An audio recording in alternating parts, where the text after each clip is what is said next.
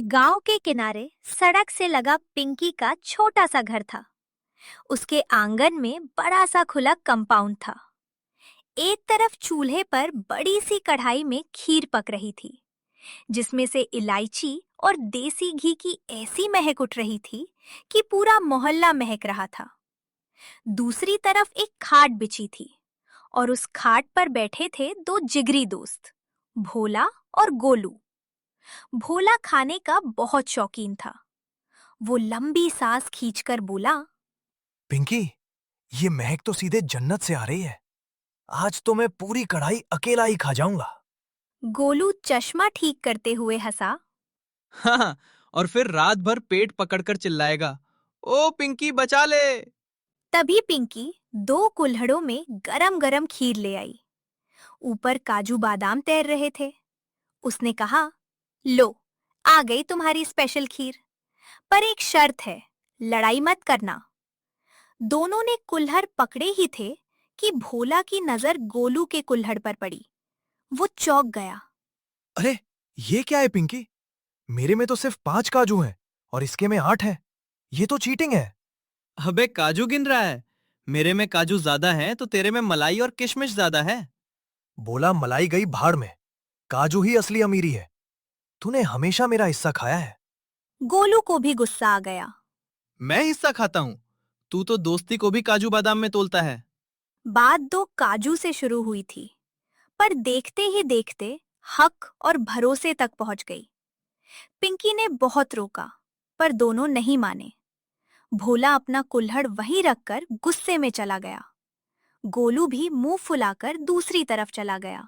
अगले 2 दिन गांव में सन्नाटा है। भोला अकेला तालाब के किनारे बैठा है, उदास। गोलू अकेला छत पर बैठा पतंग को बिना उड़ाए देख रहा है। पिंकी बहुत परेशान है। वो दादाजी के पास जाती है और पूरी बात बताती है। दादाजी जोर से हंसते हैं। बस इतनी सी बात पर 12 साल की दोस्ती टूट गई। लड़कों की दोस्ती में जंग लग ही जाती है। तू एक काम कर, थोड़ी सी खीर फिर से बना और उन दोनों नालायकों से बोल, दादाजी ने पीपल के नीचे बुलाया है, आज फैसला होगा। शाम को पीपल के पेड़ के नीचे दादाजी अपनी खटिया पर बैठे थे।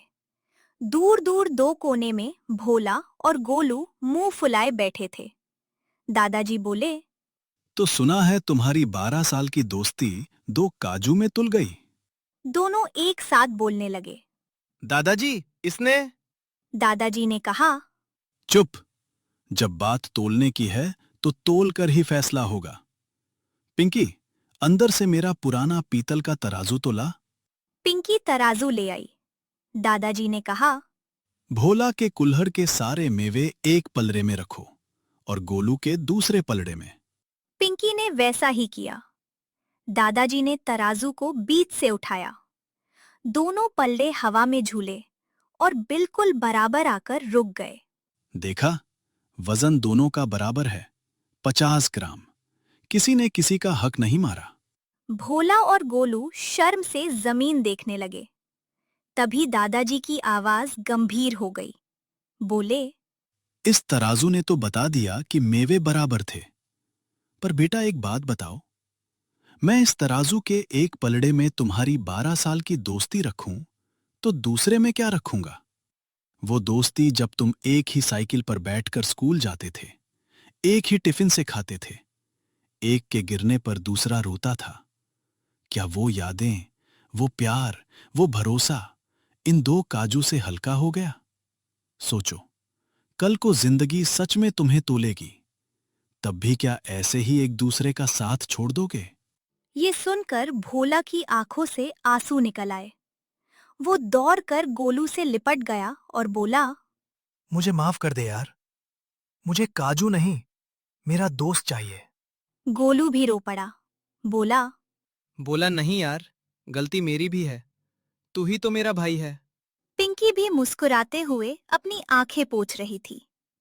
और तभी दादाजी ने चुपके से खीर की कढ़ाई अपनी तरफ खिसका ली और बोले, चलो अच्छी बात है, फैसला हो गया। अब सजा के तौर पर ये पूरी खीर तुम दोनों नहीं, ये बूढ़ा खाएगा, और अगर किसी ने मेरी प्लेट की तरफ देखा तो तराजू से सिर फोड़ दूंगा। तीनों ये सुनकर जोर जोर से हंस पड़े। तो देखा, रिश्ते मेवों में नहीं, भावनाओं में तोले जाते हैं। काजू बादाम तो बाजार में फिर मिल जाएंगे, पर सच्चा यार दोबारा नहीं मिलता।